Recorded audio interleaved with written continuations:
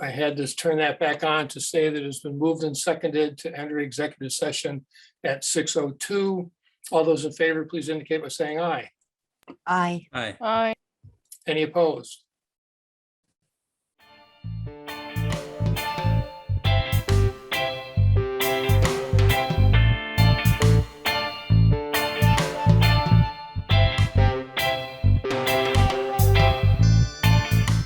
Okay, and Wendy?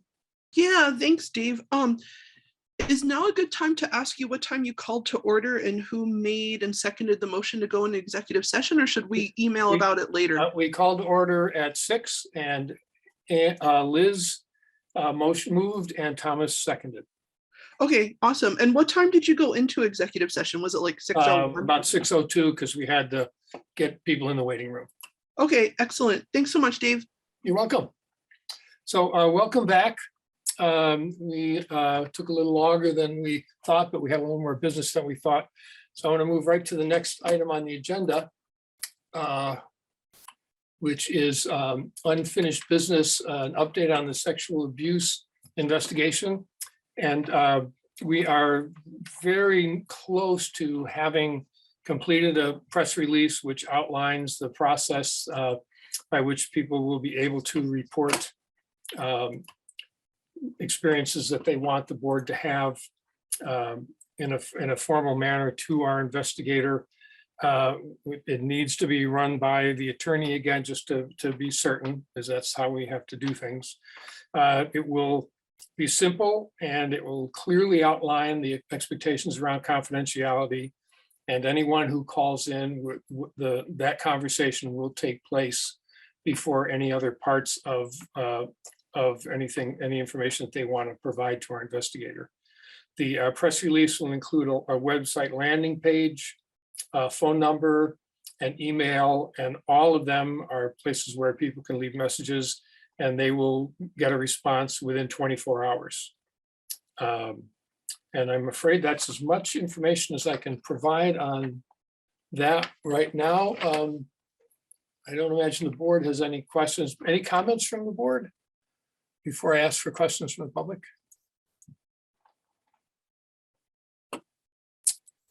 Seeing none. Mindy Haskins-Rogers, and since I just said your name, would you please identify yourself and your town? Hi, I'm Mindy Haskins-Rogers. I live in Northampton, Massachusetts. I'm a BUHS alum. And I didn't hear what the time frame is for that. David, when do you expect the information to be available?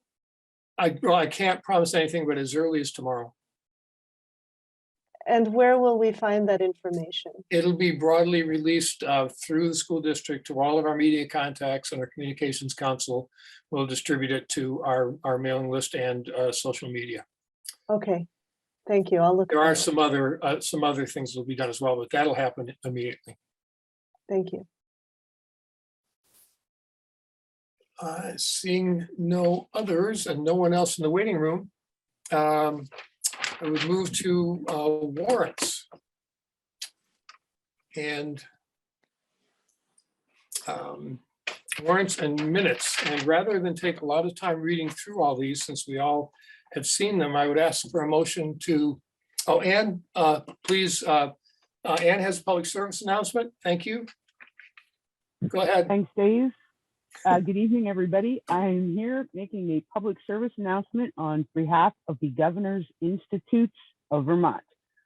It is open to any high school student, grades 9 through 11.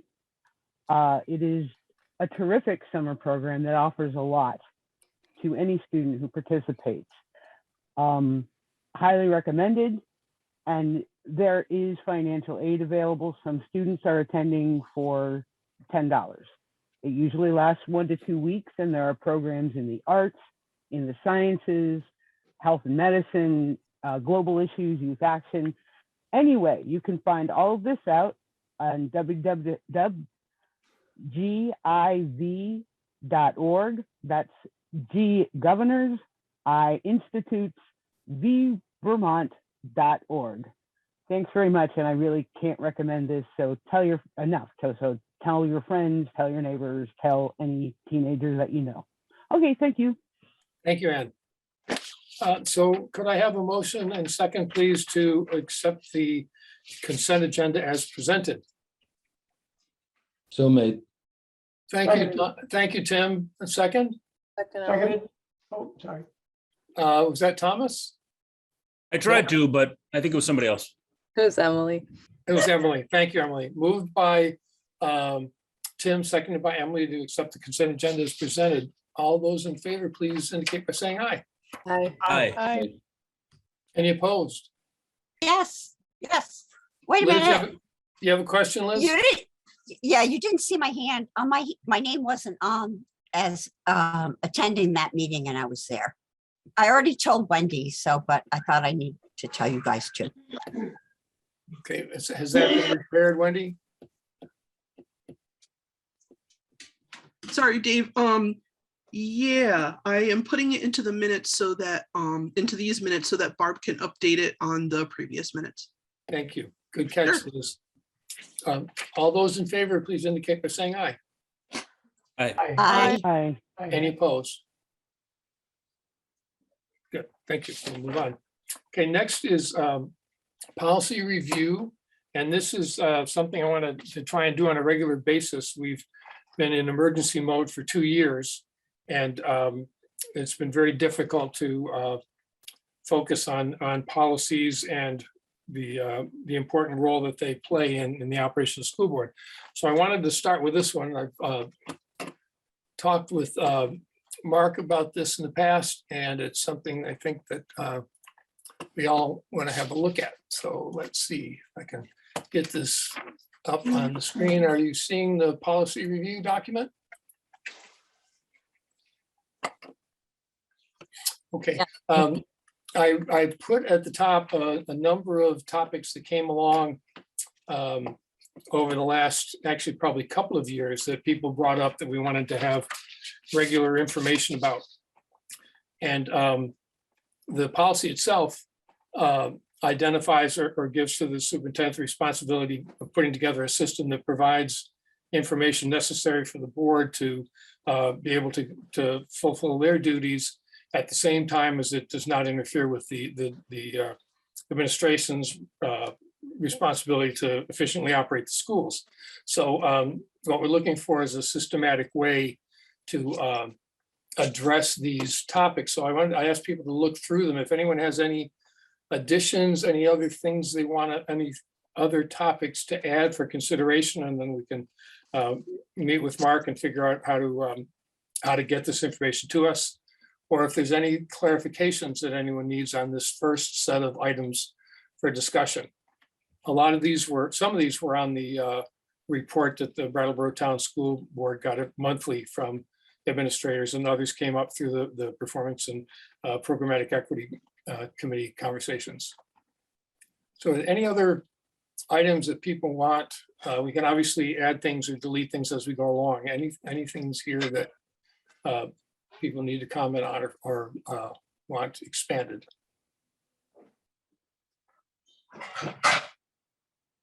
Tim? Well, like performance data, would that be just a snapshot of current performance data, or would we get multi-year comparison? Well, that also shows up in a student assessment. So I think that needs to be kind of sorted out. I'm not really sure we need to sort that out. But it's a topic that we want to have regular communications around. Paul? Dave, I'm confused. When I look at board policy C7, this content is not that policy. So what I'm wondering is, are you envisioning a total rewrite of C7? And if No, the so, policy clearly says that there are areas that the board needs information on, and what I'm trying to do is clarify, because we have not met with the administration in several years, and we've had 3 different administrations in 3 years, and we haven't met to identify what things those are that we need information on. So this is my attempt to get the board involved in the process of determining what things are important to us. Anne? Sorry, Paul, sometimes that's the case. This probably comes from the VSBA website and doesn't match our policy C7, and we'll change the number depending on how it works. Other questions about this first section? Okay, and then the second section, these are separate. Oh, I have some hands up. Tim? Oh, no, Oh, no, sorry. okay, okay, and Ann is still up. Did you have another question or comment, Ann? No, I'm sorry, I just didn't put my hand down. Okay. And the others, this is a partial list of policy required reports. And Mark and I talked about one of the things that would be smart to do this summer is to put together a calendar that schedules these things so that we know what's coming and when. The performance of administrators, the policy requires input from and results reported to the board. Student assessment asks that we review the comprehensive assessment plan, and the results from student assessments are reported. The policy said February, we may want to rework that. It also talks about a long-term data record, which I don't think we've established yet, which we also want to be looking into. And these are all things that the last 2 years were just not a time when these things are going to be worked on. Curriculum development coordination, again, reporting results of systematic evaluations of programs, educator supervision evaluation report, and recommendations regarding the effectiveness of our evaluation systems and practices. And the board is by policy charged with designating participants to serve on the local action plan, and we have that hasn't happened in quite a while. Now that we have leadership councils, it might be fairly easy to transition back into some level of fidelity with that policy. And then the last one, and this is not a comprehensive list, but these are the ones that seem most important at this point, is professional development. Report on the effectiveness of professional development and the relationship of professional development to student achievement, to review this annually and to negotiate contracts that prioritize the professional development system. So these are all policies that I hope will take up over the course of the next year. And we'll start meeting at some point in the near future to figure out how to get this other information in the first section to board members regularly. Mark. Yeah, I just want to add, I think this is very doable with enough time and a mapped out schedule of the year. Given the appropriate amount of time to prepare for these presentations, can easily do this with our team. And I think I can have a draft form for you at our next meeting for the top section of this paper.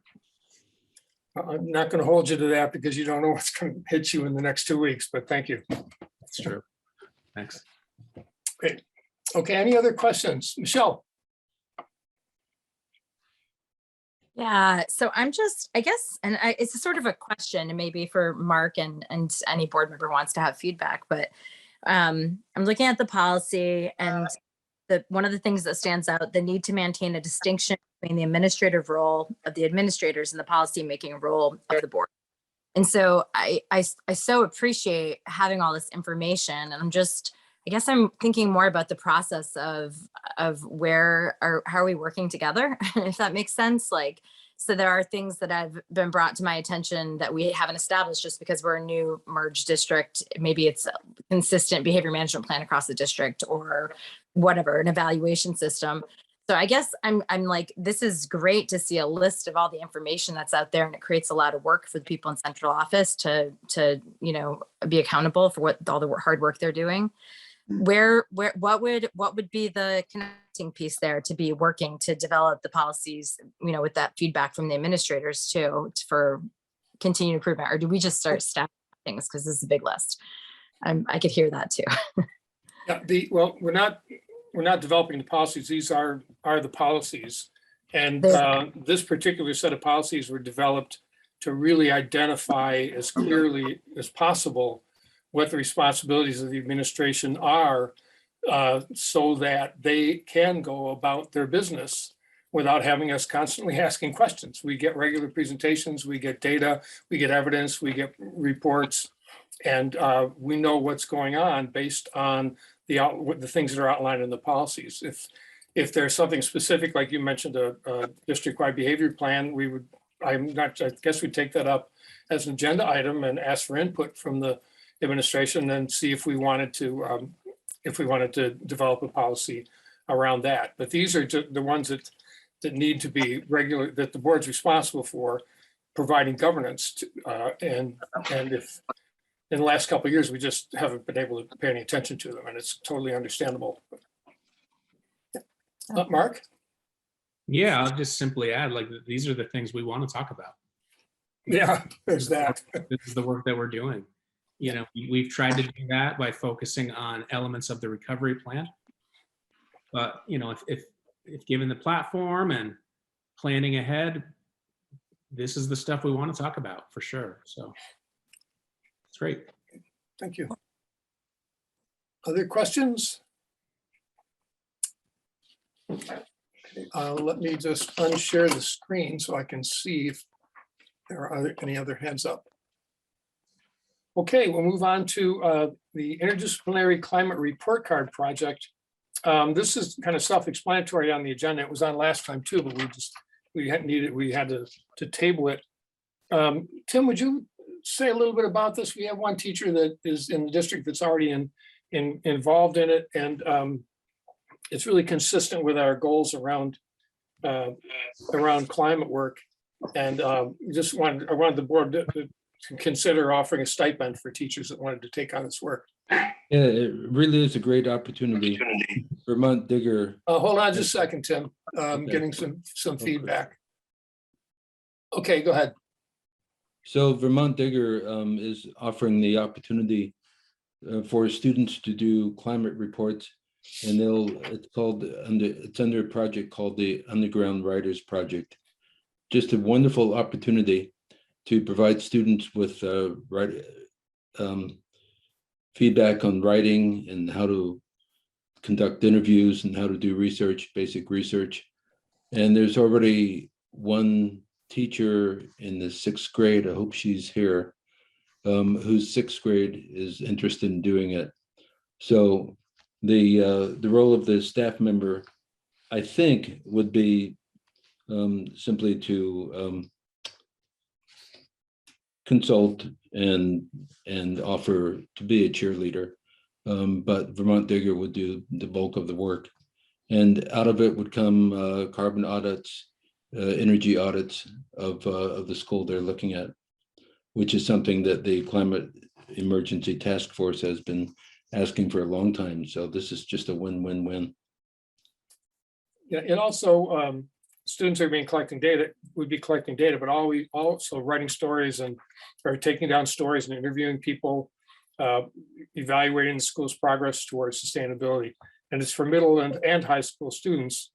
And it does, as Tim said, fits right into our goals around climate.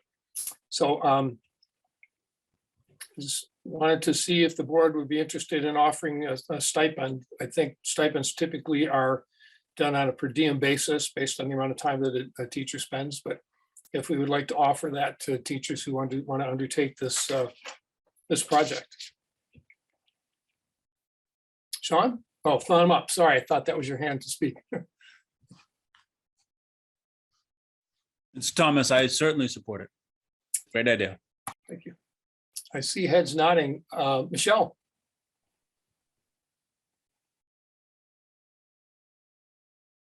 Oh, I'm going to turn that off. I think I'm freezing. Yes, you are. There we go. Okay. I'm just, I don't, David, is this already then? I know this issue of stipends had come up in the past at some point, and there were some issues. I think I feel like it was union just said this has already been, we've already accounted for this. Is this discussion, or is this just something to delve into the books and make sure it works out? Well, we'd have to run it. I mean, we could, if there is an issue with just providing stipends from our funds, which we've overspent I'm sure multiple times already this year. But there are 1% funds, and we do ultimately approve those as well. So we have Okay. resources. But if, we can certainly clarify, it's more the will of the board at this point that I'm looking for, and then we'll figure out how to make it Okay. happen. And We have any number of stipended positions now. So I think this might have been something we've already discussed with the union. I'm not sure about that part, but I do know we have a number of teachers receiving stipends for doing extra work that is not in their job description. So there you have it. Cool. so could I have a motion, please, to explore offering stipends to staff who are willing to work on the interdisciplinary climate report card project? So moved. So- This is moved. Ann. Anne moved that. Thank you. And second? Seconded by Thomas. Thank you, Thomas. Moved by Ann and seconded by Thomas. Any further discussion? Hearing none, all those in favor, please indicate by saying, oh, Mark. I was just gonna say, I think that. Oh, Mark's hand. I think the vehicle to move forward with this would be to use the 1% system. In terms of, that's a system that we have up in place for projects outside of the school day. Just wanted to clarify that. That runs on a pretty constrained schedule, though. I mean, you don't take those as the year goes along, just on a random basis, do you? We take them in the spring and then again in the fall. Yeah, and this is a current thing that needs to be done right now, so that might be a sluggish way to do it. But, well, we'll work that out. If people come forward, we'll work that out. Yeah, we'll have to form some type of system. Great, thanks. Just Go ahead, Tim.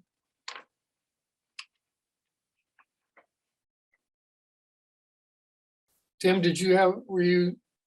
Oops, sorry. There, can you hear me? I can now, yes. The deadline is February 2nd for anybody to apply for this. So there's been an interest shown by one 6th grade teacher. I don't think she's joined us yet, but it would be so great if the middle school and high school were to participate in this too. Well, we've got a week. So hopefully we'll get some. February 2nd deadline. Paul? You're muted, Paul. Sorry. Your email, Tim, did get your reference did get put out to all staff. I've had some other inquiries from one from the high school, one from the middle school. So folks are certainly aware that it's out there. Great. Thanks, Paul. Thank you.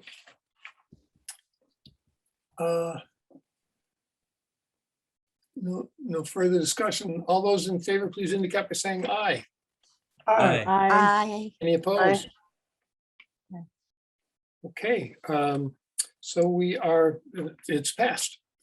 We are at administrative reports. I have retirements, resignations. Mark, is that, I didn't get any names, so I'm not sure if that's accurate or that's just a placeholder.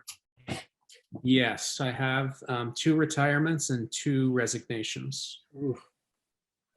2 retirements, Lisa Johnson, English teacher at BUHS, and Trilby Whitcomb, academic support teacher at Oak Grove School. And resignations, Maria Coreno, Spanish teacher at Academy in Oak Grove. And Tara Canciobello, grade 5 teacher at Putney Central School. Are those resignations as of like in 30 days or something, or at the end of the year? No, one immediate and one will be transferring to another position within our school district. Thank you. Any questions? Wendy, I will ask Mark to send those, or Barb to send those names to you. Yes, could she I have a already did. Thank you. Oh, great. Okay. Could I have a motion, please, to accept the retirements and resignations as presented? so moved. Liz, Thank you, Liz. And second? Seconded with regret. Thank you, Ann. It's been moved and seconded that we accept the 2 retirements and 2 resignations as presented. All those in favor, please indicate by saying aye. Right. Aye. Any opposed? Seeing none, the motion passes. Now we're on to back to the FY '23 budget discussion. And we have an hour, so good for us. When we left off last time, I believe Tim Oh, was had asked to ask some questions, and then I suggested that we move into executive session and postpone them till now. So Tim, I think you're up. okay. I have several questions, but let me begin with just the first question was how this would impact the goals of Act 46. And Mark and Frank addressed this very nicely in the Finance Committee meeting. And I wonder if they'd just like to summarize it again for the public. Sure. So ways that we've benefited from becoming a unified school district. One of the things that I highlighted was the work we did last year as a school district, where we were challenged to create remote school options as well as in-person options all at the same time. Being a united school district made that a lot easier to collaborate as an administrative team and to develop those remote schools under one school board. So for example, we developed a Vernon, Putney, Guilford school, remote school, which students from all 3 of those schools attended, as well as teachers created a new school. And we did the same thing with Green Street, Oak Grove, and Dummerston. That would have been a lot more difficult to pull off last summer if we were still working under several boards. Each individual school would likely have been trying to accomplish that feat on their own. So huge benefit for being a unified school district with that. At the end of the school year last year, we put together an enrichment summer program over the summer. And again, we collaborated as an admin team and teachers amongst all of our schools. And we developed a really impactful program this summer. Again, all students across the SU were allowed to participate in that program. Moving forward, we've developed a unified recovery plan that all schools are attached to.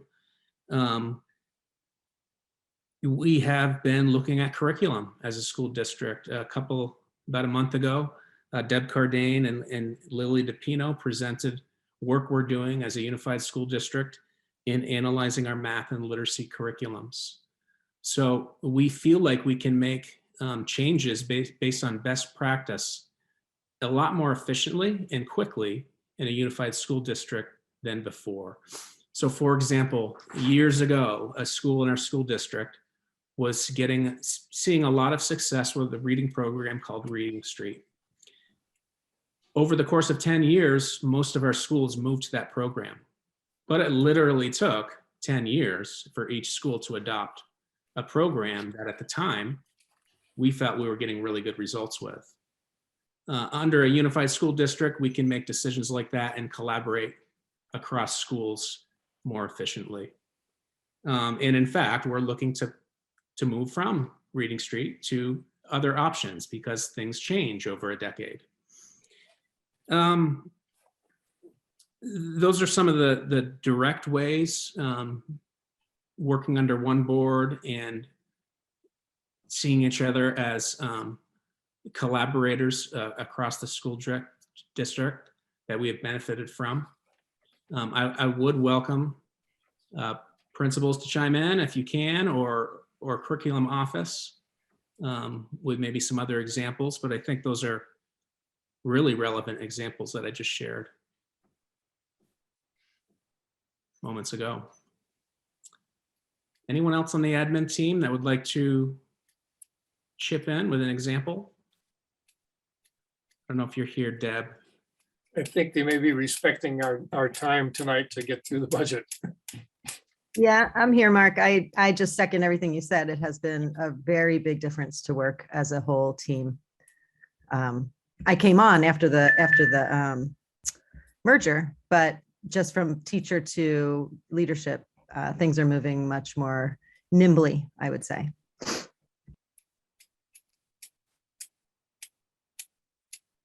Okay, thank you. Paul. Tim, go ahead. No. That's it? Oh, I thought you had some other questions. oh, I do. Okay. Yes. Well, I Oh, wait, have, Julianne wants to add to Mark's statement. Go ahead, Julianne. Yeah, sure. Just to, echo what Mark was saying, I think for all of the schools, particularly, for schools, outlying town schools, like Dummerston and Guilford, Putney, Vernon, the merger has really brought, us into that full team in a different way that I think has really resulted in expanded services for all students.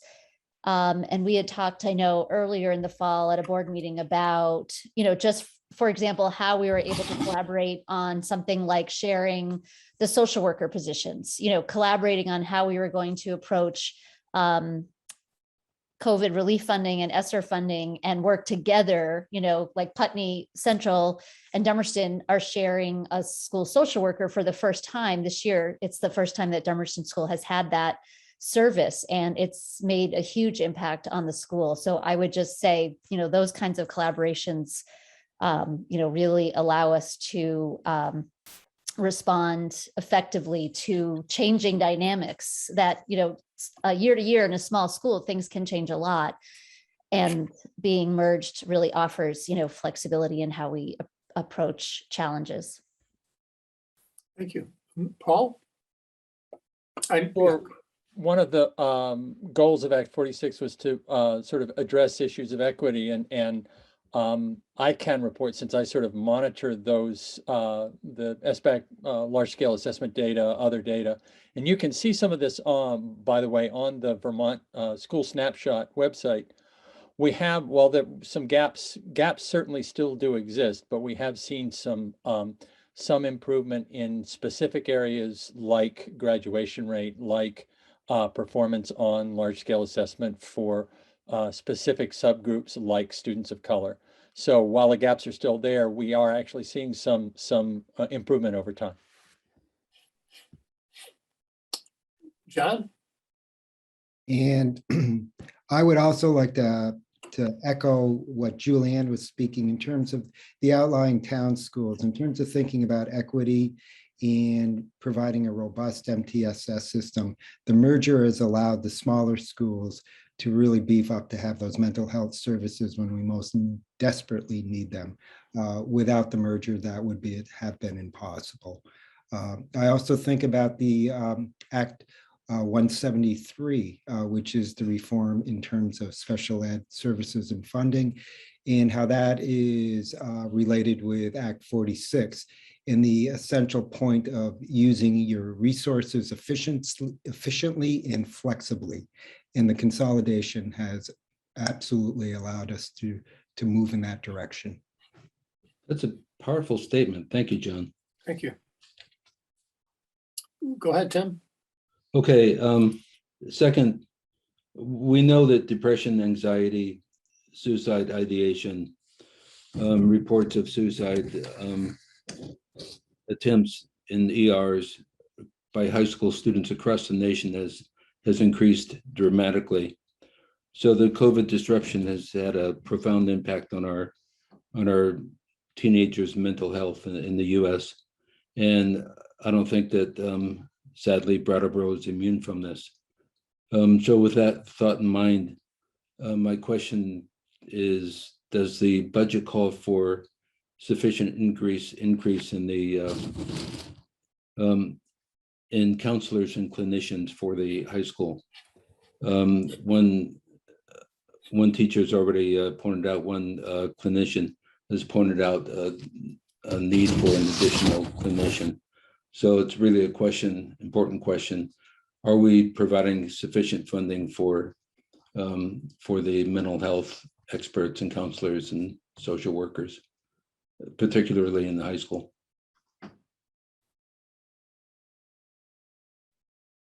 I believe so, Tim. Our emphasis has been on student supports and how to utilize ESSER funds. So balancing capital plan projects with supports for students. So we focused on adding social workers to all of our schools that need that, academic support teachers, and instructional coaches. So I feel like this budget does reflect an increase in student supports at all schools. I don't know if Steve is here tonight to speak specifically to the high school, but.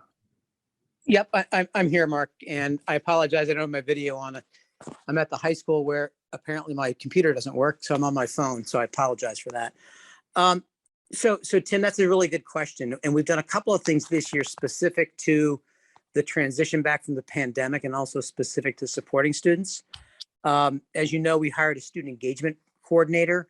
That person has worked closely over the summer, last summer, with 11th and 12th graders for their return to school. Now they've shifted their caseload to a 9th and 10th grade to kind of help those students who are struggling with the transition to get through first semester and start off second semester on a firm footing. We also hired a social worker this summer, and that person has done a phenomenal job of identifying students in need. She's worked closely with both students and families to help out and do more work in that regard. You know, Mark pointed out that we do have some additional academic support positions in next year's budget. We're actually doubling our academic support staff. We had 1 academic support teacher last year. We have 2 this year, and we're going to have 4 next year. The plan there is that those support teachers will be able to offer just-in-time interventions for students, both in the classroom and out of the classroom, thereby helping students feel better about their academic performance and remain more engaged in the school community.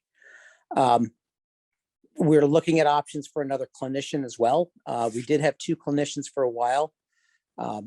That person left, and we were unable to replace that position. So that's kind of where we're at right now. You know, Tim, I'm sorry. I'll be honest, if somebody said, let's hire another social worker, I would say, sure, let's do that. So you're replacing a clinician. I understand that their caseloads are very high, like as many as 50. So specifically, is there in the budget a line for another clinician? Yeah, that's what I said before. We had a opening for that this year. We were unable to fill it. Okay. Thanks a lot, Steve. Yep. Shelley and then Frank. Thank you, David. I'm also going to leave my camera off because I'm at home where my internet can be kind of spotty. But yeah, perfect segue to answer your question, Tim, to coincide with Steve's reporting. Specifically in the special education budget, there are relatively few new positions compared to years past, but within our larger SD budget, located within the SU budget, are 2 specific positions to address the need that you identified, specifically at the middle school, high school level. Within the special education budget, I've included additional funding for a position for a behavior specialist or a social worker, designed to be flexible based on the needs of students with IEPs that are coming into the high school next year, to add to the team of special education social workers and school counselors that we are currently employing. That'd be an additional position there. And then also in the proposal is the addition of an inclusion facilitator, which is a model that I helped to bring about this year at the elementary level. Again, specifically designed to promote more inclusive practices for students with disabilities within the middle school, high school. So those 2 positions really kind of tick those boxes that you were asking about. Thank you very much. David, can I go on to my next point? Well, Frank, I think, wanted to respond as well, if that's okay. Just very briefly, I just wanted to emphasize, Steve addressed my comments, but just maybe one other. And Steve, I think we have 5 counselors. Is that correct at the high school in a clinician position? That's true. We have 5 school counselors. We also have a student assistance counselor, and then we also have the clinician. And then this year we added the engagement coordinator and the social worker. So just to, re-emphasize the point, Tim, on your question, that those are a lot of resources that, in years past, we may not have been able to sustain that, but because of the need, it's there. Okay, so this brings me to my next point. I'm glad those slots are open, those lines are open, but we all know how difficult it is to recruit staff and social workers and nurses and clinicians. So I have a proposal in order to attract a diverse workforce of highly qualified staff. I'm recommending that $20,000 be allocated for at least one job fair targeting both in-state and out-of-state candidates, particularly those recent or soon-to-be graduates of teacher education schools. This would be funding to meet our diversity goal, as well as to meet all those other goals of finding qualified staff. So the idea would be there would be $20,000 to do to conduct perhaps a 2-day job fair, provide you with more tools to get better, more qualified staff. Yeah, we're not opposed to job fairs. Frank and I reviewed that request, Tim. We don't feel like we need to add that 20,000 to the budget. We feel like we could go to a job fair within the proposed budget. I mean, have a job fair here in Brattleboro. Oh, you want to host a job fair? Well, that's up to you, but I think it would be a good idea. And also to reimburse, to actually offer reimbursements to folks who want to come here, stay overnight, see Brattleboro, Putney, Guilford, Dummerston, and really sell them on what a great district this is to work in. Tim, I think I haven't been in the last year or so, but for several years, I attended the Community Diverse Workforce Development Committee, the Community Diverse Workforce Development Committee. And this is kind of what they do. And I think what might be a better focus is to use their resources and offer them support, and whether this would fit, Mark, in our current HR and outreach budget, or whether we need to add to it. But to say we would like to sponsor a community-wide job fair, focusing obviously extensively on education, but to kind of supplement their work. They rely on the resources of the BDCC for most of their activities. And it may be that it's totally outside their scope, but I think it would be worth, if we said, we could put aside $20,000 to support a local job fair. It might wind up being something remote this year, but we don't know. We don't know really what's next.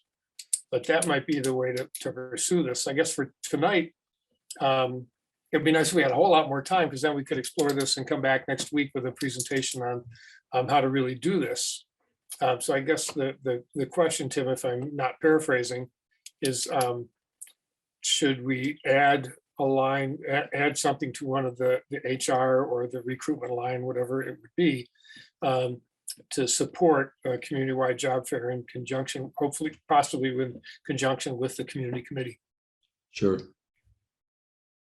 Anne, I saw your hand up. Do you have some insights for us? Well, just that the Office of Diversity, Equity, and Social Justice has been spending money to send us to job fairs for years now, but they haven't really been happening very much over the past couple of years. So there is money in the Diversity, Equity, and Social Justice budget that does pay for recruitment efforts, but not hosting our own. So if that's something people want, that's a little different. But I do know money is being spent now. Yeah. That's exactly right, Anne. And I think we have money in our budget to support this conversation Frank, would you agree? Great. Yes, we definitely do. There's employee development and training budgets that that particularly with the federal grants, we could also match new funding. You know, that I mentioned this to Paul Smith around some of the criteria of the federal funds that we have, and it's definitely an eligible cost. So as Mark is saying, I think we have sufficient funds to address this interest. Tim, is that Okay. is that satisfactory, or do you want to make a note to add this to a future agenda, and we'll start exploring how to do it? Is that an adequate? Are you? I think that would be good. Thank you. Okay, so write that down. No, I hate to take up so much time, but I have one more. Well, I don't see a long list of people with their hands up, and this is what we're supposed to do. Okay. So, I mean, we're obviously in a compressed schedule this year, and we really are not, there's nothing we can do about that, but we still, you know, we've got another at least 37 minutes. Okay, great. Next, getting back to what the merger has done, I'd like to propose an increase in our annual stipend for WSED board members. I don't think any of us has fully anticipated how the Act 46 merger would impact the breadth of responsibilities and the serious time commitments required to do the job well. We all serve on the board as volunteers, and none of us, I believe, would suggest that money is the primary motivation for serving. At the same time, I don't believe any of us wants to see economic adversity as an obstacle for a person who wants to serve on the school district. Therefore, I'm proposing stipends be set at $8,000 for regular members, $7,000 for regular members, $9,000 for the chair, who has an enormous amount of work. Furthermore,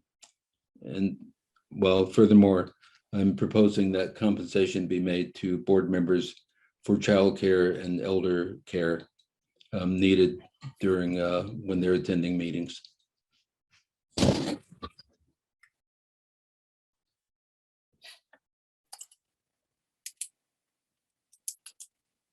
Was that a motion, Tim? That's a motion. Could I have a second, please? Seconded. Thank you. Discussion. Michelle? Tim, I didn't quite catch the last piece of what you just said about childcare and or elderly support. Could you just repeat that part and that sentiment for me? Sure.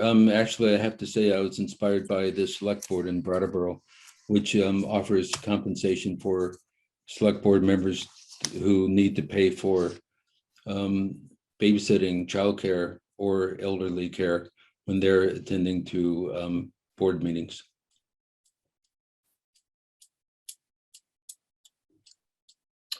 Liz? Well, I understand how it would come in the budget, but weren't our original stipends a separate article that we voted on? They are, and we would need to amend the article, but we get the sense of the board here, and then we can amend the article if we decide that we want to do that. You're right. We don't, it's the motion is out of order, but we'll take a straw poll to see if we, or at least have the conversation now. But you're right, Liz, yeah, actually, we should probably put it off, but we're already there, so let's continue. Wendy, you had a question. Yes, thank you, Mr. Chair. Mr. Chair, could you instruct Mr. Mayseal to send me the wording on that motion as soon as possible, please? Mr. Mayseal is interrogated. Yes, I'd be glad to do that. Thank you very much. Kelly? So I'm certainly not opposed to any of this, but when you, and I think every board member in their own experience would likely agree with Tim on the time commitment and maybe the difference in what the expectation was. But I think for the public, they may be thinking that this is a lot of money, and it certainly is. I think it might be helpful if there was a way for us to sort of provide some sort of information to the public, like a comparison from the amount of time that we had spent in previous years spend and the amount that we do currently. So just to give them, I mean, in our own minds, we are experiencing this, but just to give the public an understanding of the experience as well. Jackie? I really agree with what Kelly just said. It would be hard for a member of the public to just sign off on this number without a little bit more background information. And I'd be happy to help with that as well, given that the time commitment is the reason that I am leaving the board. It'd be great to see something like this to make it more accessible, because it is very hard for parents of young children to be board members because of the time commitment. And I think that this would help attract more of them. And, you know, it's an important group to have. So I would be happy to help with gathering information to distribute to the public about that. Thanks. Thank you, Jackie. Other comments? Okay, this will come up when we, Christina. Thank you, David. I just wanted to let the board speak about it, but I would speak for this motion, I guess, or out of order motion. It was, and I can speak to it from experience because I spent about 5 to 10 hours a week as chair of a small local board, and chairing this board was 30 to 40 hours a week. And so that really precludes being able to fully have another job or be a parent or something had to go. And so I think it certainly shouldn't be a full-time job pay, but people need to understand that chair is close to a full-time job, and being a board member is a good half-time job, 10 to 20 hours a week if you're doing it right. So I think that was my experience anyway. Thank you. Thanks, Christina. Ruby? Hi, Ruby McAdoo from Putney. I have no objection to anything that's being discussed, and I agree with much of what's been said, but I also appreciate what Kelly raises, and as a community member, I think it would be really valuable to know that the board has done kind of due diligence and research around what other boards across the state. I know there aren't many that are comparable, but just understanding what comparables there are in terms of compensation, particularly during COVID. I think that everyone across the board, school districts and not, have more workload. And so it's really just, I think that would help to know that the board is thinking along those lines. Thanks, Ruby. Well, I'm going to be stepping away from the chair after this year, so I'm not hesitant at all to weigh in on this. I think the most important message that this sends is that it's very different being responsible for governing an institution that with a budget of $60 million and 700 plus employees and 2,500 students than it is a board of 5 people and 150 or 300, or in Brattleboro's case, 800 students. It's a completely different job, and it's a completely different institution. And the first year, Christina testified to what was involved in that. And the second year was easier because of all the work that was done in the first year. But I want to remind the board members that were on the policy committee and the PP, the Performance and Programmatic Equity Committee, and the Equity and Social Justice Committee and the Climate Committee, the amount of work that we did in that first year, getting our feet on, and probably other committees I'm skipping, the Communications Committee, certainly, in terms of getting our feet on the ground. And then along comes COVID, and along comes the articulation of the sexual abuse issues in the past. And things like that they're unusual, or they're unprecedented for the most part, but they're not unusual. Things just come up around school districts. And what structurally in that first year, we created additional work for everybody by putting the leadership councils, by getting that policy, that article passed by the community and getting leadership councils in place. I want to remind people of the number of executive sessions that we went through over the course of the last year. The equity and social, or the equity and social justice training that we're engaged in right now, and we'll probably continue to be engaged in. The extent of the difference in the supervisory union board responsibilities, which is for people who do work that the rest of us don't know much about, but they have a lot of meetings. And even when they're not hiring a superintendent or working on a budget, they have to have a lot more meetings than ever in the past.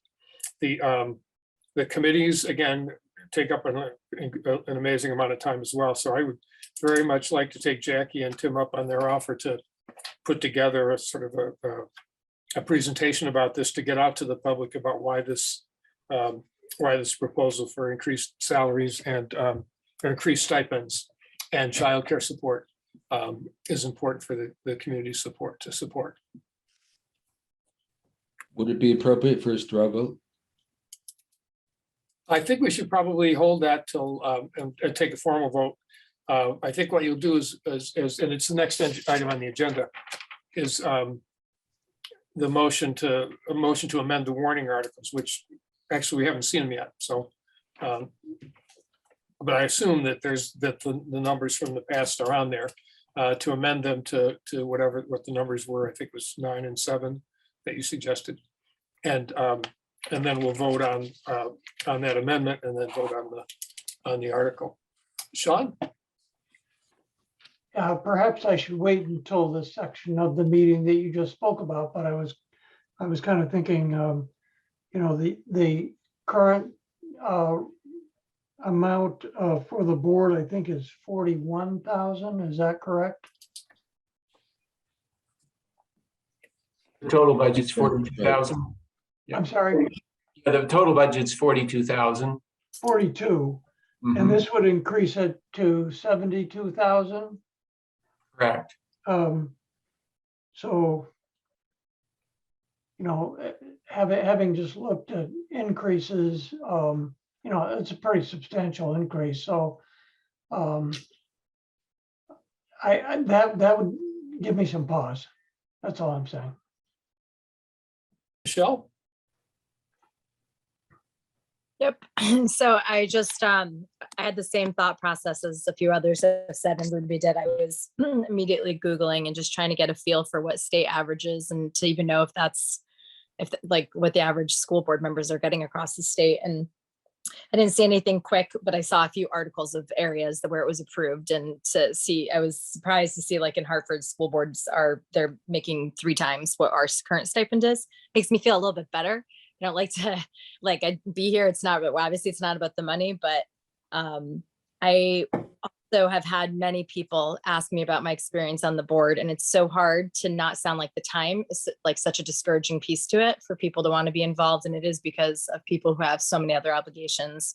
And that idea of having, if a little bit more compensation or support with things like childcare opened up doors to have more people participate, then bravo, that's worth $30,000 if we think it will be effective. I think that's the key. So I would appreciate any good amount of information just to look across the state at a comparison to see that it aligns, that we're not asking for too much. But I don't think so, just based on quick Google search and seeing $10,000 to $15,000 in a lot of districts our size. Thanks, Michelle. Frank?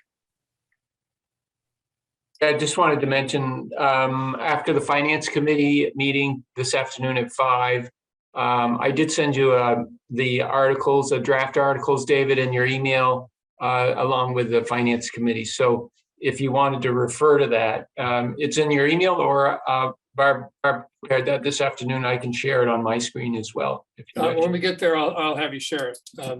I haven't looked at my email since I've been in the meeting. Yeah. Anne? I don't know if anybody's interested, But about a year ago, I ran my actual numbers. I made $1.78 per hour. Wow. And that, as Carrie pointed out to me, didn't include after I got onto the SU board. So I'm just, I mean, if you need a direct piece of information, and I was the vice chair, might I point out, that I'm sure the chair was actually paying money to do all the things that they're required to do.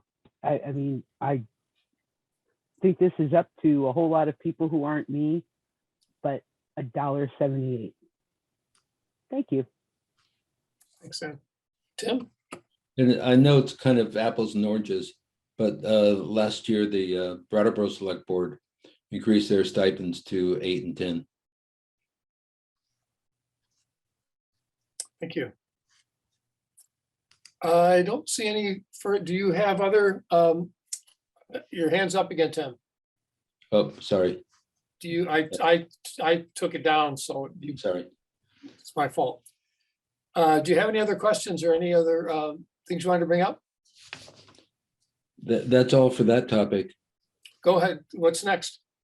Well, something that you brought up, the budget doesn't really reflect the added cost for the investigation and Dr. Overtree, I believe.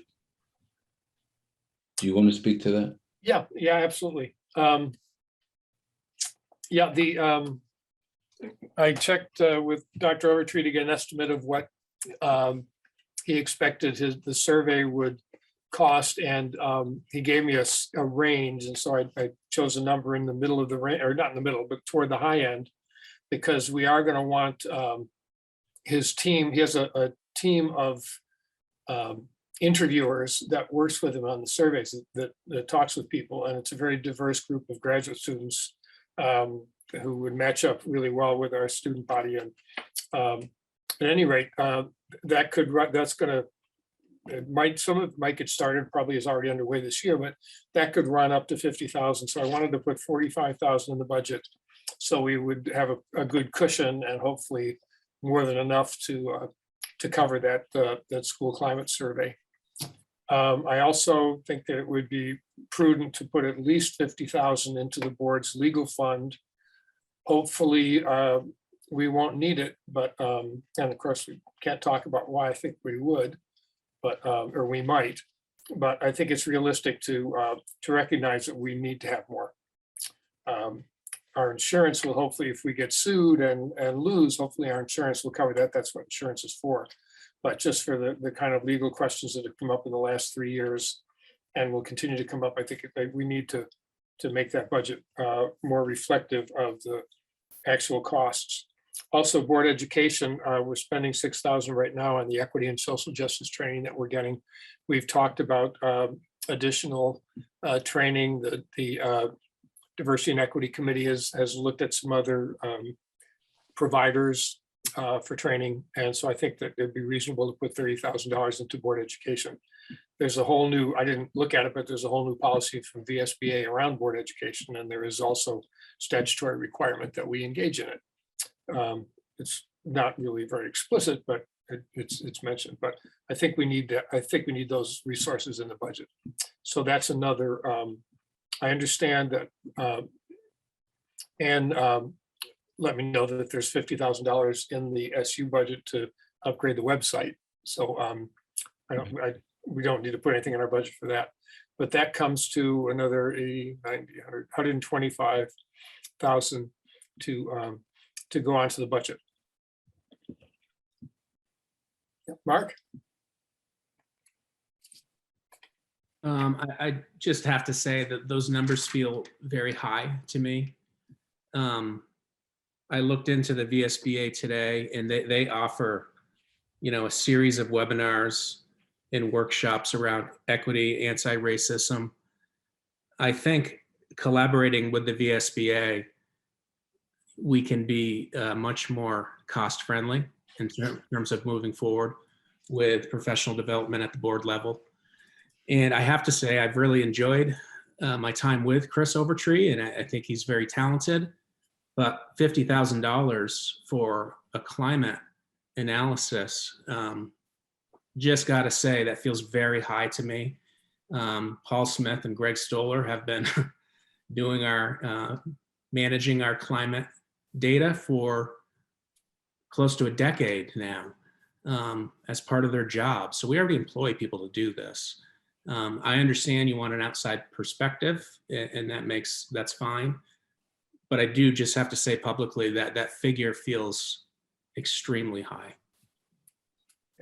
Thank you. I think we'll stick with the Diversity and Equity Committee in terms of determining the education for the board. And I think you get what you pay for, and what Dr. Overty has outlined in terms of the comprehensiveness of the survey. I think it's definitely worthwhile. But again, that's up, the board has to decide. Liz, you're muted. Oh, okay. Let's see, what was I going to say? Oh, the VSBA, what they offer is often good, but it's often during the day when people can't go. So that's an issue for board members who work during the day. And then my understanding is that what Dr. Overtrue would be working on in terms of surveying would also include things that we're not normally on our surveys that were brought up in prior board meetings about, for instance, surveying kids about things that might feel sexual to them in a classroom, things like that our surveys were never designed to do.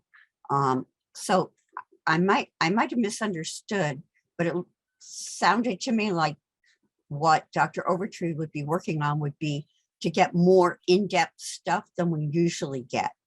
And that would also help us avoid issues now and in the future.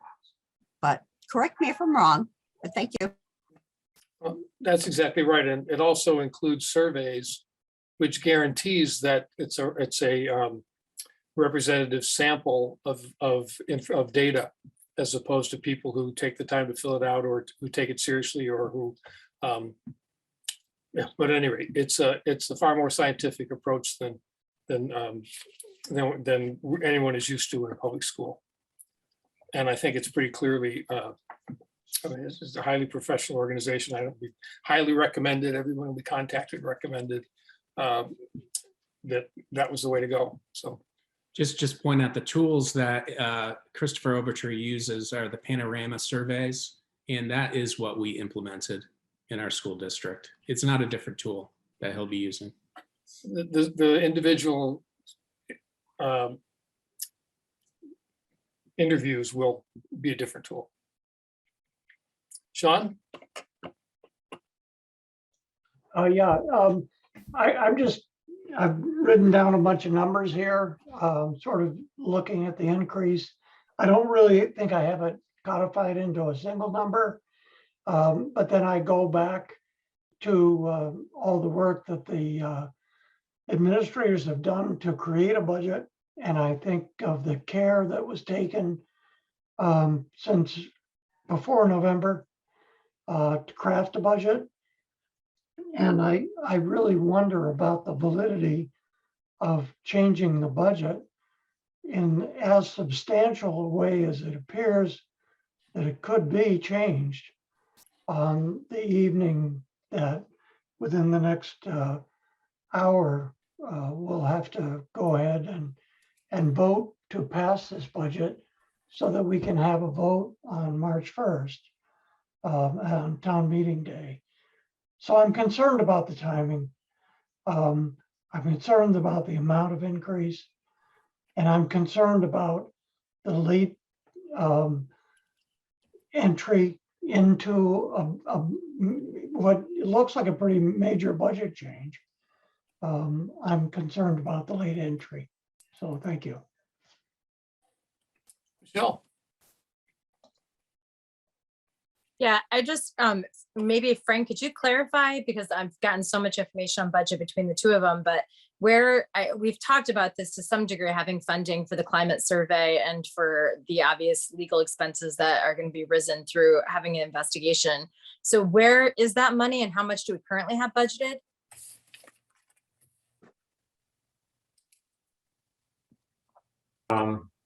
Sure, I can respond to that.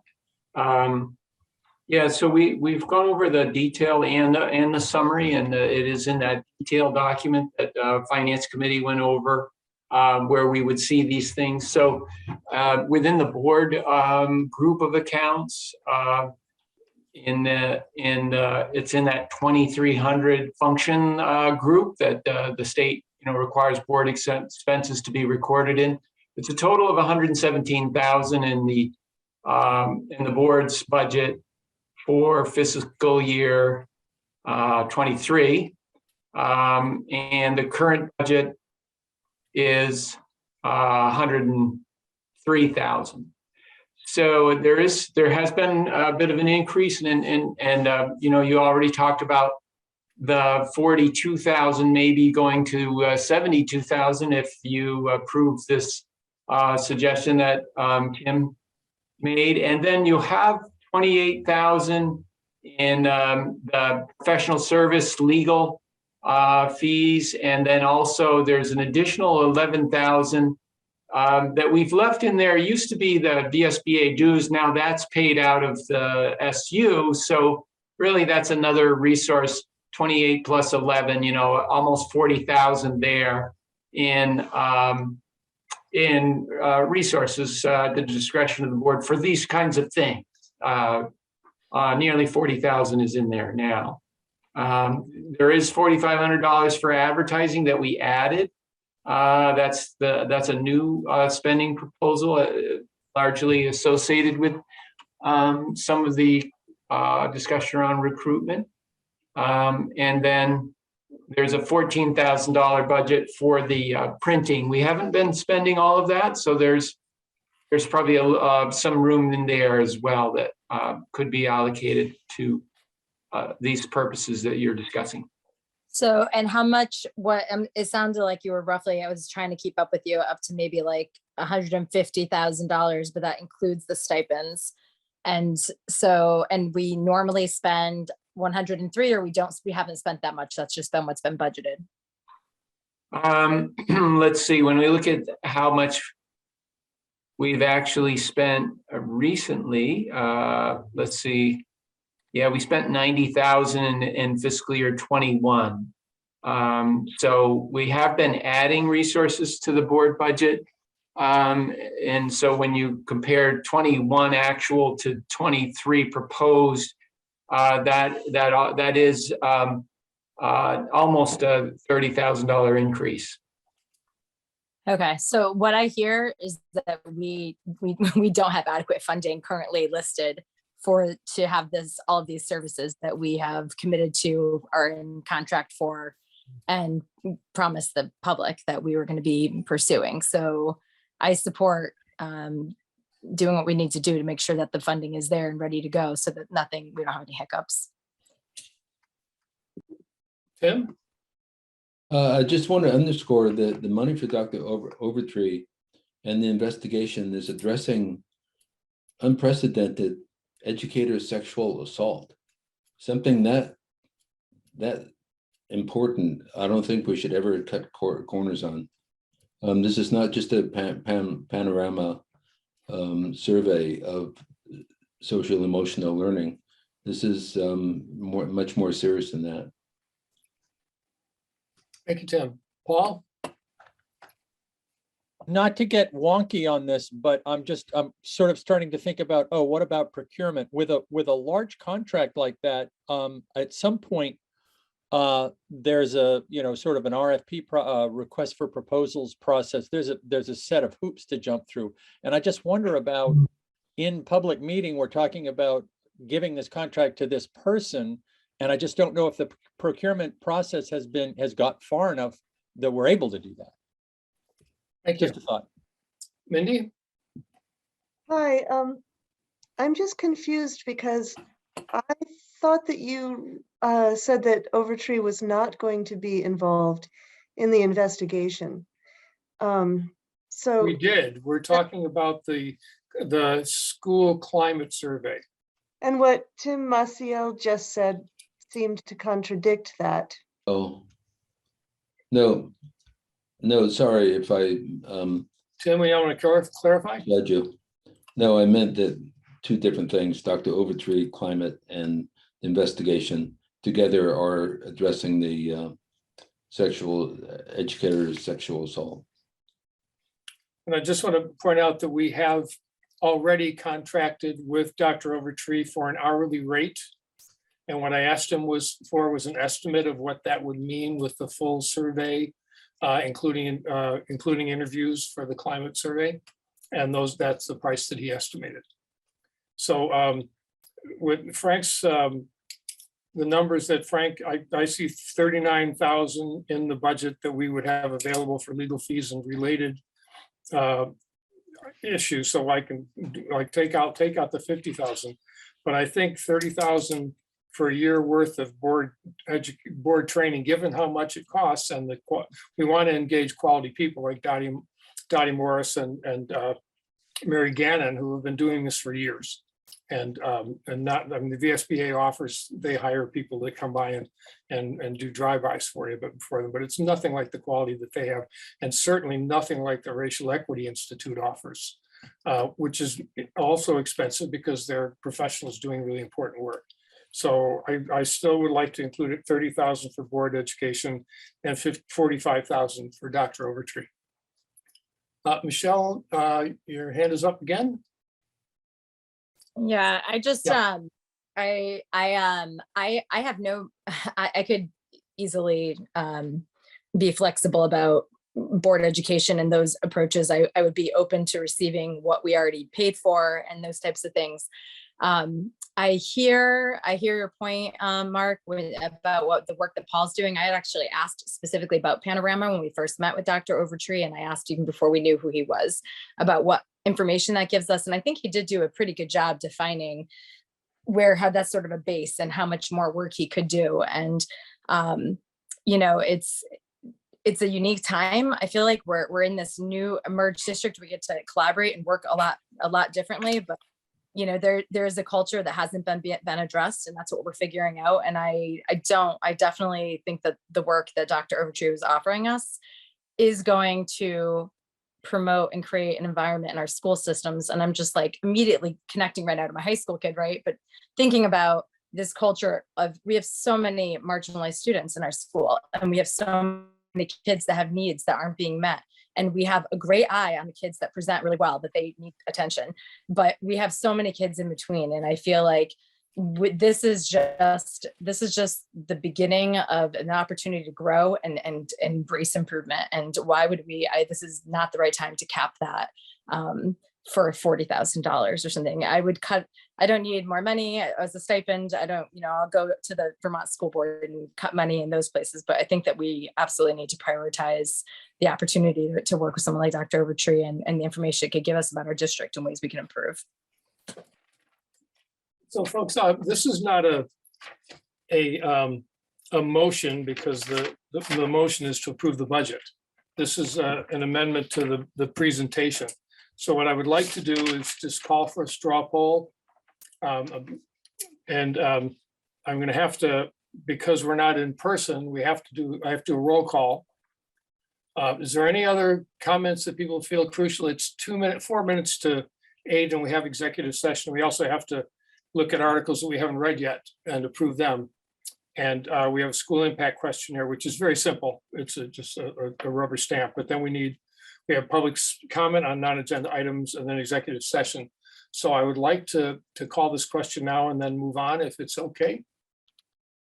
So the proposal is to add $95,000, $30,000 for board education and $45,000 for consulting services. I think would probably be the consultants would be the line that's already in the budget or something to that effect. So that's a total of $95,000 to the board budget. Michelle, how do you vote? Yes. Thomas, Yes. Anne, Yes. Liz, Yes. Emily, Yes. Tim, Yes. Jackie, Abstain. I'm sorry, Abstain. same. Abstain. Thank you. I'm sorry. I really didn't, I just couldn't hear you. Thank you. Sean No, and Kelly, Yes. thank you. So 1, 2, 3, 4, 5, 6, 7, 7 yes, 1 no, and 1 abstention. So that will go into the budget. Frank, if you could do the numbers and give us the number. Are there any other additions or conversations about the budget, or are we ready to take action on the proposed FY 2023 budget? So I think we need a Maggie Foley. Hey there. As a member of the Independent Budget Review Committee, I just want to make sure I have a handle on these new expenses since this is a last minute change. I'm just trying to understand what it's $30,000 in board training. Could someone tell me a little bit about that, because that seems like a high number for professional development. Yeah, we're a different board. We have very different challenges, and we have a number of issues confronting us that we've been talking about, and we really need to understand better. And it's not something that we can do in-house, particularly around equity and social justice, but other topics as well. Restorative justice, restorative practices as an example. Well, I don't want to run too far into, because we voted on that, but if we don't, I'll certainly keep you in the loop as we identify training opportunities. Okay, so it's not like it's a detailed budget. It's not that you're traveling somewhere or something. It's No, special definitely not. trainer? Okay. I don't think we're going to be traveling. Well, I was trying to figure out the number. Thank you. Mhm. Yes, Frank, you have a number? Sure. So what we reviewed with the Finance Committee does cover those costs that you've referred to. So the $60,293,834 is the figure that we reviewed in finance. I did have a contingency number for this board discussion, and it does cover the two numbers that you just shared, the 30,000 plus the 45. So the as I said, I did email you that kind of summary sheet. I'm glad to pull that up whenever you're. Let me share the screen, and well, is this a summary of the budget? Yeah. Yeah, I think. Well, it's a summary of the budget. Let me just check for the pleasure of the board, because we are at our quitting time, and this has been a compressed process, and I think we'll see. Are we ready to vote, or do we want more information? Ready? You ready? Ready. Does anyone feel like they need more information before they can honestly support or faithfully support the number? I really would like to hear what Frank has to say. Any others? Frank, what you have is a summary of the. It's the one-page summary and the estimated tax impact and the warning. Okay, and the warning articles, or the warning for the budget? The warning articles. Okay. Yeah. Well, go ahead. As long as somebody wants to see it, we will see it. I pushed the wrong button. Let me let you share your screen. Okay, there you go. All righty. I think we can be pretty brief with this, given that we have gone over this with our Finance Committee. So here's the one-page summary of the budget, this number here, $60,293,834, reflects addition for discussion related to the negotiations, and then also the board requests that were just discussed. So there's the amount for a motion, amount to be approved. The second document, and by the way, 7.6% increase. That figure was 6.3%. So that these incremental costs are pushing up our percent change, but fortunately, because of this yield figure that the tax commissioner has shared, here's the estimated tax impact.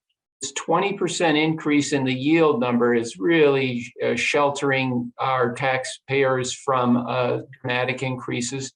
These are the figures that would go into the warning. It would be the 60,293,000 that I just referred to. The warning requires Article 4, the cost ed spending per student, 21,081. And it also requires this 8.3% change. And then when we get down to the tax impact, the equalized projected rate is down 5%. So $1.72 going down to $1.63. This is just a penny and a half change from the earlier drafts. So this was $1.61.6. So modest change. And then with the CLAs dropping in most of our communities substantially, that pushes the $1.63 up to these numbers here, based on these CLAs. Dummerston CLA reflects property values being lower than tax assessed values. That's what that means. But all the other towns' tax assessed values are lower than market values. So there's our projected tax impact. And then the last document is the warning. So I will share that. And here we are. So we've taken the discussion from tonight's meeting here, and I didn't edit this Article 3. We certainly can do that if the board wishes. And then you see this is where I have edited the 60,293,000 with the 21,081 and that percent change that's required to be in the article. So that's it. So when if you change it, I think, well, I thought that we were, I didn't take we're going to vote on this. So Tim, I need an amendment to amend the warning to, I forgot how we're going to do this, to amend the warning to from 42 to 72, and what was it, 9 and 7?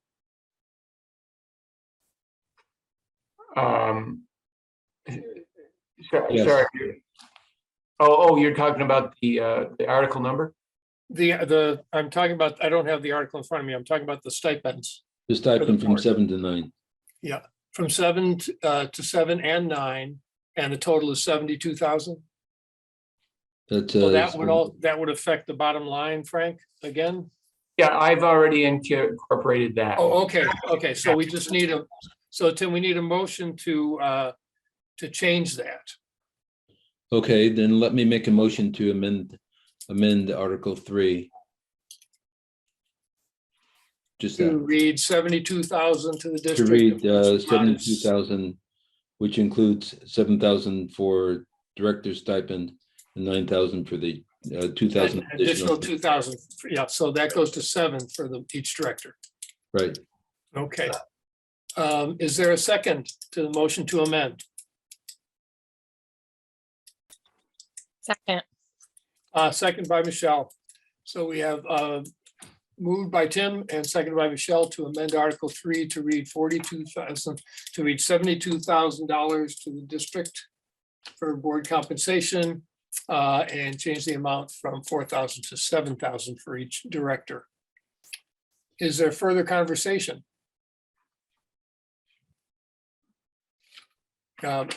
Hearing none. Frank, could you take that down so we can see everybody? Oh, there is conversation. Sean, go ahead. Yeah, I was just wondering, don't we vote for the budget, which is that 60,293,834, and then we vote on the motions? Well, Aren't they separate? No, they are separate votes, but we vote the warning articles separately from the budget. Yeah. But if we change the warning articles after we vote the budget, well, we can vote the budget with the 72,000 in there, but we won't have agreed that that's what's going to happen in the warning. So we've reversed the order so that we can get the warning accurate and aligned with the budget. And Frank did say that the 60,293,834 does include all the changes that have been proposed. Dr. Rucker is interrogated. Yes, it does. Thank you. Okay. I'm going to try a voice vote. If we have to do, if there's any against, we have to do a roll call, but let's try a voice. All those in favor of changing Article 3 or Item 3 on the warning articles, Article 3 on the warning articles for March 1st, 2022 Australian ballot voting, please indicate by saying aye. Aye. Aye. Any opposed? Any abstentions? Yeah, I would abstain.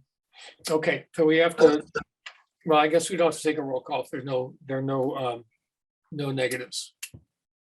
So so it's 8-1, 8 in favor, 1 abstention to approve the amendment to the warning. So now, Frank, should we go back up and approve the budget and then the warning articles, or? Yes, I think that would be. Okay, we'll follow the order of the agenda. Yeah. Okay, so I need a motion to approve the FY 2023 proposed budget in the amount of $60,293,834. So moved. So moved, Liz? Yeah. Yep, and second? A second. Moved by Liz, seconded by Jackie. Any further discussion? All those in favor, please indicate by saying aye. Aye. Aye. Any opposed? Hearing none, the ayes have it. The proposed budget is approved to go before the ballot, the voters. And now, new business warning articles for March 1st, 2022 Australian ballot voting. Could I have a motion, please, to approve the warning articles as amended? So moved.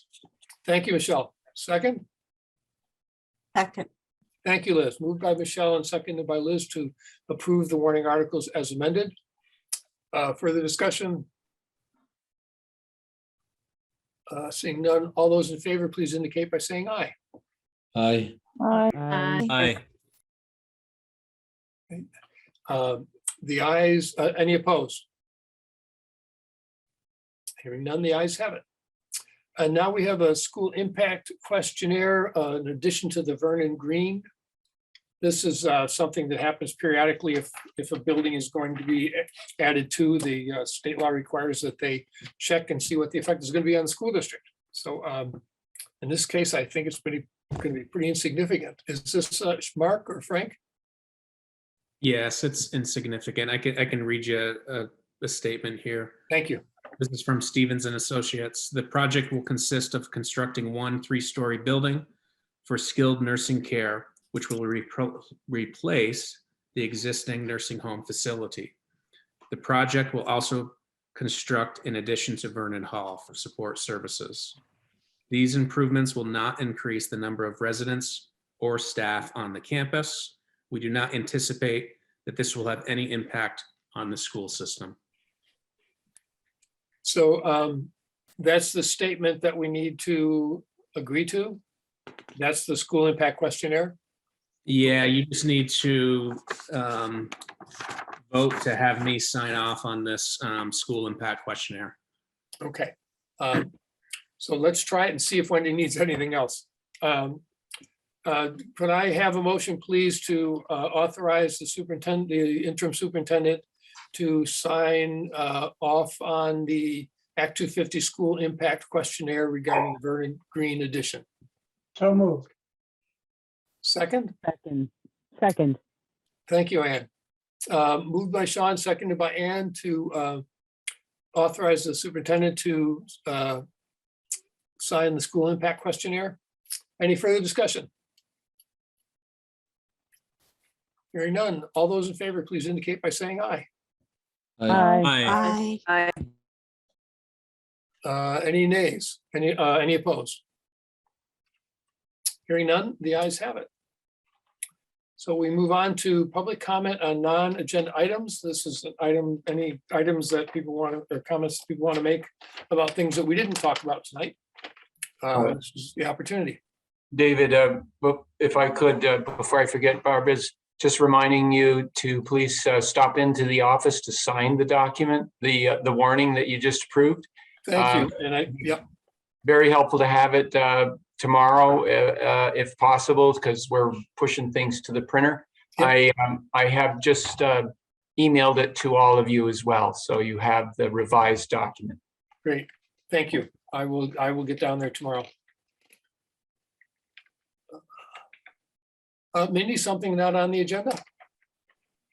Hi, David. This is Mindy Haskins Rogers again, and I just wanted to ask if you could please clarify exactly how Mr. Overtree is working with the investigator and the board around the actual investigation into the sexual abuse. What role?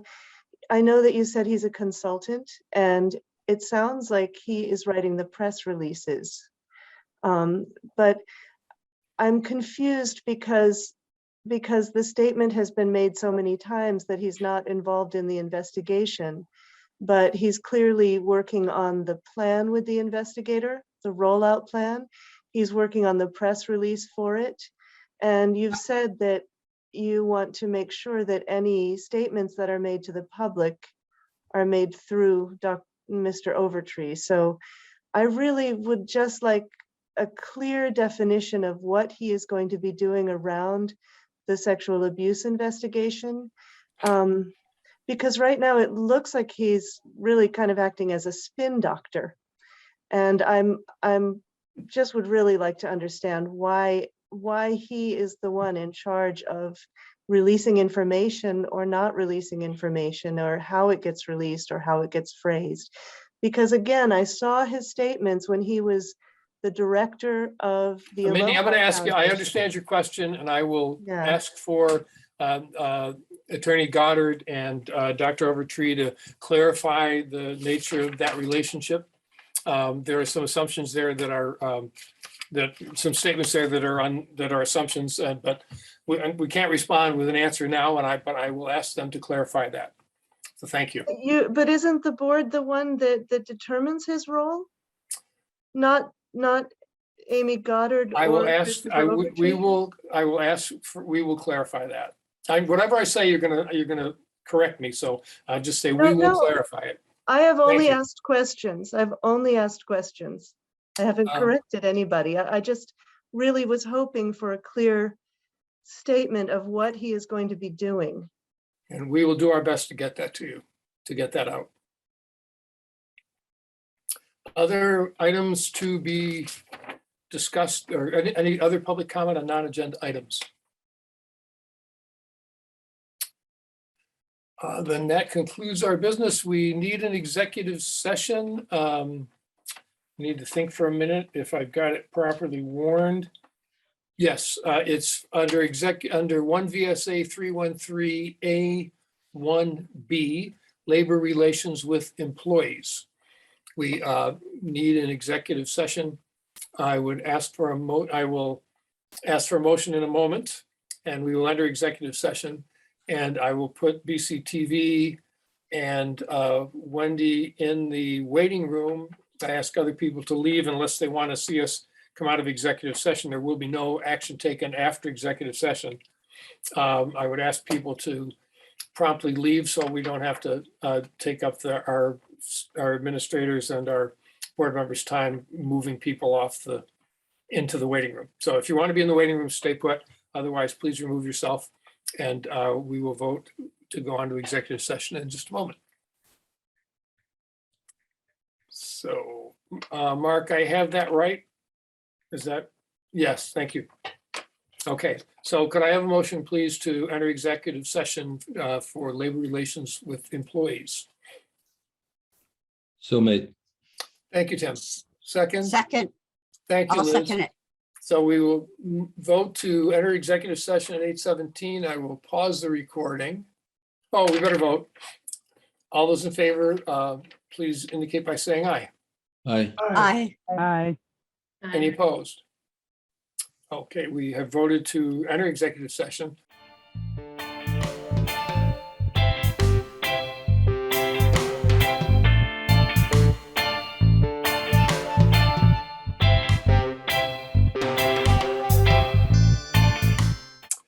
Okay, we rose from executive session at 8:36, taking no action. And we are done. So Ann? Mr. Chair, there being no further business before this board, I move that we adjourn. Second. Thank you, Liz. Quick on the trigger there. You beat Michelle getting her hand up. Well, we do, Ann and I do this every week. Yeah, it's true. Okay. Motion to adjourn at 8:37. All those in favor, please indicate by saying aye. Aye. Aye. Any opposed? Hearing none, we are adjourned. Thank you.